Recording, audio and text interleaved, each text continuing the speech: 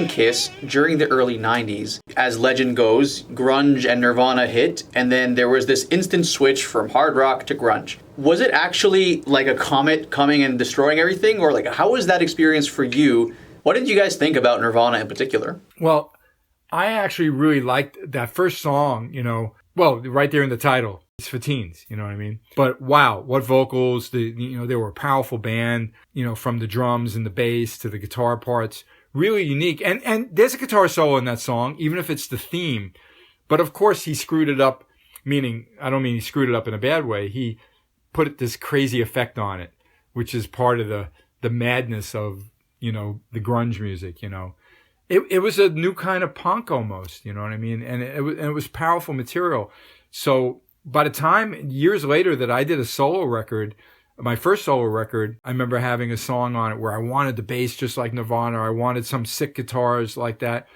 The stuff was really powerful. It really was. So I got it, I mean, I understood it. I liked it.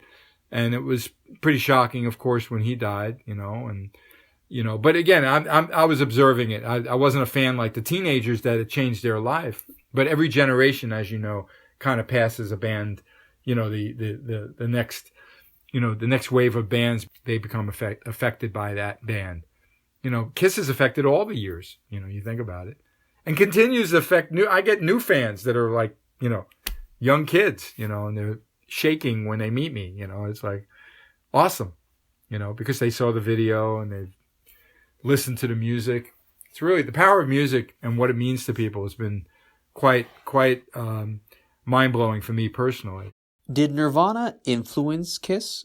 Well, through those 12 years that I was in Kiss, I actually saw a lot of things happen. You got to remember, I joined for the Animalized tour, and that was 84. So now you got Van Halen out there, really big, and I forget what other bands were on the scene that were really popular. Bon Jovi was just our opening act in Europe, so it's still not yet there. But that whole era, which was going to be hair metal, was going to become real big.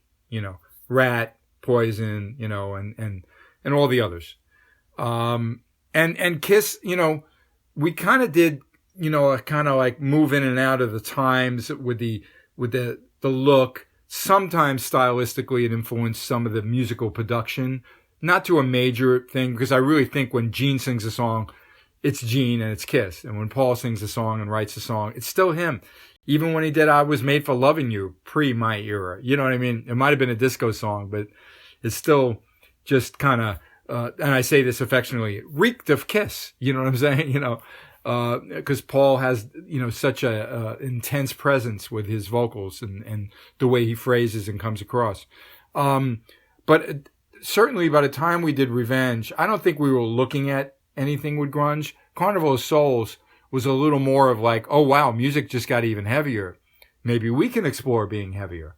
So I do feel like it influenced Carnival of Souls. But Revenge, we had Ezrin, which meant we can be whoever we wanted to be. And he would be the guiding force. And, but I do feel that comet, that the way you explained it, of the popularity of suddenly it was flannel shirts. I do think that did put a damper on some of the flamboyance that we were known for. But Revenge, we came off real tough. We were very, I felt we were very, really in firing on all cylinders, shall I say, and it was a great effort. But I do think that we could have sold much, much more if that album came out, let's say 2 or 3 years earlier, because there were a lot of new bands doing very, very strong rock material, even though some of it was very dark and different. And whether or not we call it classic rock now or not, like your other movie. So, it did influence us, but I mean, Kiss is always Kiss. I always felt that. I was just doing my job, trying to play the best I could.